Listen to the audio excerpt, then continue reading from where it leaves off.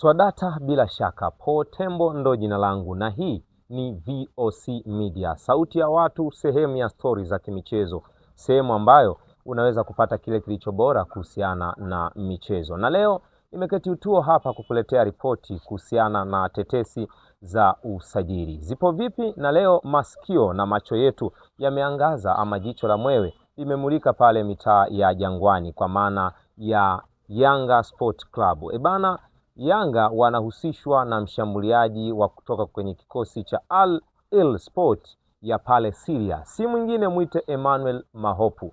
Je, ni mchezaji wa aina gani? Emmanuel Mahopu ni mzaliwa wa Januari 3 ya mwaka 1995. Mpaka sasa ana umri wa miaka 31 na ameshawahi kucheza baadhi ya vilabu vingi tu vikubwa barani Afrika na nje ya mipaka ya Afrika, kwa sababu hata sasa alikuwa anacheza pale Syria kwenye kikosi cha Al Sport. Je, kwa nini wananchi Yanga wanahusishwa na Emmanuel Mahopu? Ni kwamba tu msimu huu wananchi Yanga 2026-2027, kwa sababu 2025-2026 tayari ulishakwisha tamatika. Akili na masikio na mawazo yetu yapo kwa mwaka 2026-2027. Hawatokuwa na mshambuliaji Prince Mpomele Dube ambaye yeye tayari kashatimkia Barke ya nchini Zimbabwe ya pale nyumbani kwao. Sasa wananchi wanaangalia mbadala, na mbadala sahihi ni Emmanuel Mahopu. Je, ni mchezaji wa aina gani? Emmanuel Mahopu msimu 2025-2026 kwenye ligi ya Syria pale Al Hilal Sport ameibuka na mabao 27, kwa maana ya 10 plus 15 plus, yani uwezo wa kufunga katika kila mchezo magoli 10 na zaidi, 15 na zaidi, 20 na zaidi. Huyu ni mshambuliaji wa daraja la juu sana na ana uwezo wa kukupa kile kilicho bora wakati wote.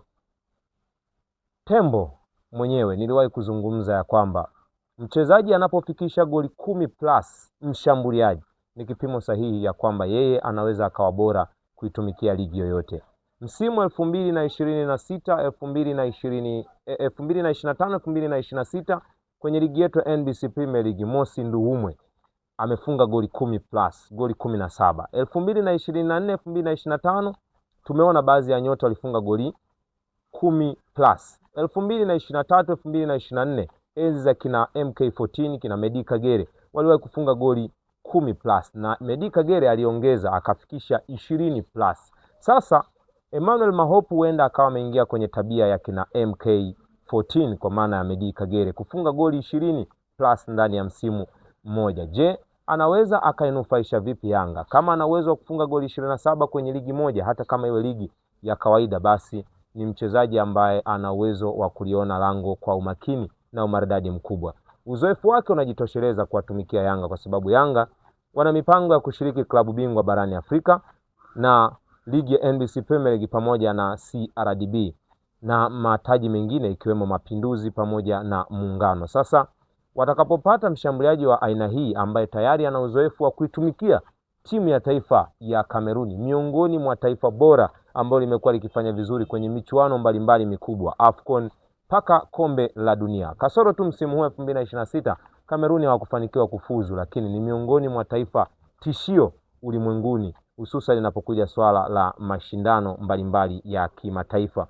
Kwa hiyo aliwahi kuitumikia timu ya taifa, na uzuri tu na miongoni mwa story, aliwahi kuvaa jezi namba 13, jezi ambayo aliwahi kuivaa Alex Choupo-Moting, mshambuliaji wa zamani wa Bayern Munich. Kufikia utuo na tamati ndo lugha rahisi. Paul Tembo ndo jina langu. VOC Media, kituo salama cha kukupa kile kilicho bora. Usisahau tu kusubscribe, kulike, kucomment na kushare. Nyuma ya kamera, Matias Tofi.